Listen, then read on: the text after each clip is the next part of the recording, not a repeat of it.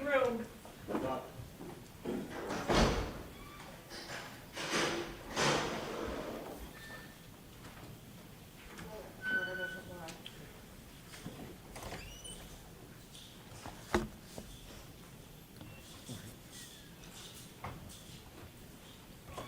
Sir, on docket 251816, on or about the date of August 6, 2025, in the town of Rehoboth, been charged with murder, assault and battery on a pregnant victim, aggravated intimidation of a witness, juror, police, or court official, and assault and battery on a family or household member. A not guilty will enter. You have the right to an attorney. Would you like to sign a waiver and represent yourself, retain private counsel, or see whether you qualify for court appointed, sir? My name is Elliot Levine. I was contacted by CPCS to represent him. Right. We'll appoint Attorney Levine to represent Mr. Groom. Commonwealth. Good morning, Your Honor. Jason Mohan for the Commonwealth. Based on the charge of murder, the Commonwealth is asking that Your Honor hold the defendant without bail. This incident stems from the recovery of a body last evening.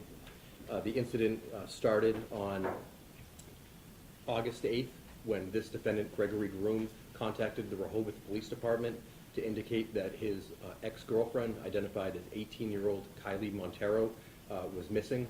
Mr. Groom reported that Ms. Monteiro was at his house, that she was looking for a place to stay. They got into an argument, and that she ultimately left his residence walking down the driveway, and she hadn't been seen or heard from since. Ms. Monteiro was known to be very active on social media, and he hadn't heard from her, neither had her friends or family, on any social media in the following days. When Mr. Groom reported her missing, Rehoboth police responded to the scene and took a report, and then began an investigation. In the upcoming days, when Ms. Monteiro failed to update any of her social media accounts, the police began to continue in their investigation and ultimately brought Mr. Groom in for an interview. Mr. Groom reported that Ms. Monteiro was approximately 11 weeks pregnant, and she told him that he was the father of the baby, that on August 6th, she had left a residential program and took a ride share to his house. She was looking to stay with him, and an argument ensued about whether or not he would allow her to stay on his property. When the police began to question him and other family members, they learned from Ms. Monteiro's sister that on August 6th, when she had arrived at his house, that there was an altercation between Mr. Groom and Ms. Monteiro. Ms. Monteiro texted a sister that he threw me on the ground and pulled my hair and strangled me. My phone is at 4%, and if I die, it was Greg. Family members then tried to communicate with Ms. Monteiro and get her to a place of safety, and she didn't respond right away. Ultimately, there was a response from her device that indicated she was attempting to continue to stay at Mr. Groom's residence. There was a search that was conducted on August 14th of Mr. Groom's property at 107 County Street in Rehoboth, which is approximately a 25-acre property. That search involved members of the State Police CERT team, the Air Wing, divers, cadaver dogs, and nothing of significance was found during that search. However, based on the failure of Ms. Monteiro to contact any friends or family, the police continued their investigation. Ultimately, yesterday on August 19th, Mr. Groom reported to the Rehoboth Police Station for an interview. During that interview, he admitted that on August 6th, he had gotten into an altercation with Ms. Monteiro where he pushed her, she fell backwards, and she hit her head. When she attempted to contact an individual, Mr. Groom admitted that he knocked her cell phone out of her hand, at which time he was going to be charged with the 3 offenses for assault and battery on domestic assault and battery on a pregnant person, and for intimidation of a witness.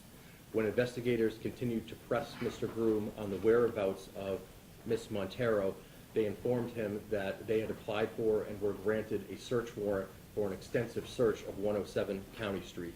That included not only cadaver dogs, but excavators, chemists from the Massachusetts State Police Crime Lab, and other investigators, and they informed Mr. Groom that they were prepared to search the property and dig if necessary.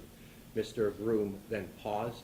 He was given an opportunity to tell the police where Ms. Monteiro's body was located, either by being taken to his property and pointing it out, or drawing a map or telling the officers where her body was located as they believed Ms. Monteiro was dead. Mr. Groom ultimately drew a rudimentary map indicating that he had gotten into an argument behind a shed on the property where he was known to stay and where Ms. Monteiro stayed, that during that altercation, Mr. Groom admitted that he stabbed Ms. Monteiro twice in the neck and once in the chest.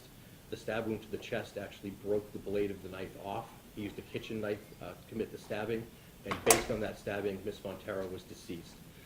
Mr. Groom indicated to police that he then spent several hours digging a hole in the woods, approximately 20 yards from where he killed Ms. Monteiro, and through the night after he dug, when the sun came up, he then pushed her body into the hole and covered it up.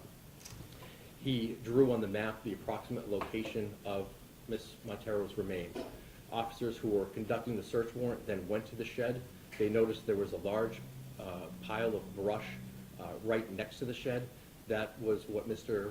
Groom used to cover up the site of the murder, to cover up blood that was ultimately recovered, and physical evidence was recovered from the scene where the police alleged the stabbing occurred. About 20 yards away in the woods, there was another large pile of brush with feet upon feet of trees, cut down trees that were piled up. Underneath that pile, the police located a rectangular hole that appeared that had been recently disturbed dirt. When the police ultimately called in medical examiners to uncover that hole, a body consistent with Kylee Monteiro was discovered approximately 5 feet underground. Ms. Monteiro's remains were recovered last evening, and her body is at the Office of the Chief Medical Examiner undergoing identification process and undergoing an autopsy. Based on this case, the defendant's confession and the prior domestic, the Commonwealth asked this court to hold the defendant without bail. So be, No argument, Your Honor. defendant be held without bail. And any date that is convenient for counsel for a probable cause hearing. About 30 days out. Sure, whatever date works for you.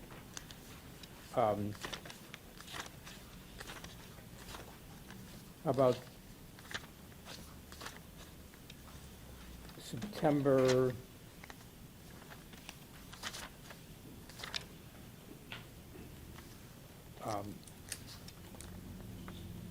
September 9th? That's fine. Probable cause. Oh, can we do the 10th instead, Your Honor? Whatever day works for you. Thank you. September 10th, the probable cause, courtroom 3, defendant is held without bail. Thank you, Your Honor. Thank you, Madam Thank Clerk. you. I'll see you downstairs.